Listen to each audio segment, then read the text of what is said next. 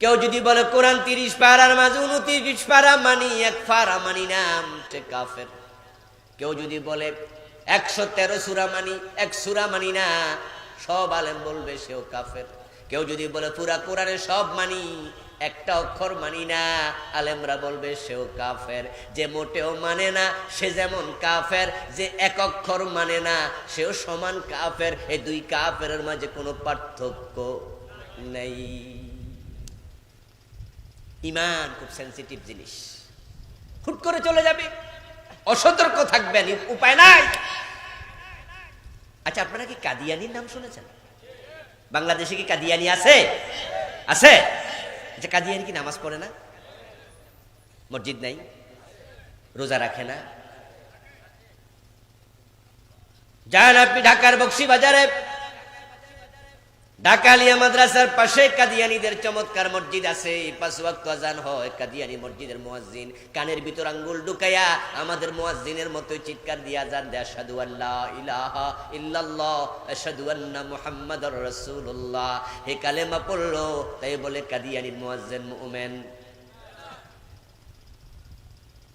কাদিয়ানী যখন নামাজ পড়ে, তার নামাজের তাহিয়াতুর মাঝে আছে আশহাদু আল্লা ইলাহা ইল্লাল্লাহু ওয়া আশহাদু আন্না মুহাম্মাদান আবদুহু ওয়া রাসূলুহু। মুয়াজ্জিন পড়ল, মুসাল্লিরা পড়ল, সব কাদিয়ানী নামাজের ভিতরে কালেমা পড়ল। কিন্তু আমরা সব আলেম ফতোয়া দেই কাদিয়ানী মুমিন না কাফের। তো কালেমা পড়লে মানুষ আবার কাফের হয় কেমনে? তো কালেমা পড়লো কাফের হয় কেমনে? ঝামেলা হয়েছে এক জায়গায়। এই কোরআন মাজিদ পুরাটা অস্বীকার করা লাগে না, বরং এই কোরআন থেকে আপনি সামান্য অস্বীকার করবেন, ঈমান শেষ।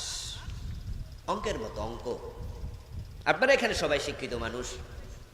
আচ্ছা, 10 লাইনের লম্বা অঙ্কে 9 লাইন ঠিক লিখছেন, 1 লাইন ভুল হয়েছে, 10 নম্বরে কত পাবেন?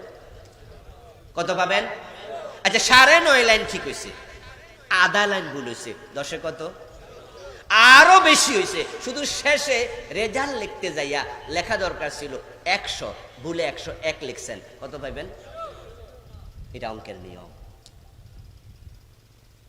কাদিয়ানী কোরআন মাজিদে 4টা অক্ষর মানে না। খা আলিফ তা মিম, খাতামান নবিয়্যিন, বিশ্ব নবী শেষ নবী, এটা মানে না। রাসূলকে বড় নবী মানে, বড় রাসূল মানে, সব মানে, নামাজ মানে, রোজা মানে, হজ মানে, যাকাত মানে, টুপি মানে, দাড়ি মানে, পাজামা মানে, পাগড়ি মানে, সব মানে। ডান পা দিয়া মসজিদে ঢোকা মানবে, বাম পা দিয়া বের হওয়া মানবে, দুরূদ শরীফ মানে। কি মানে না?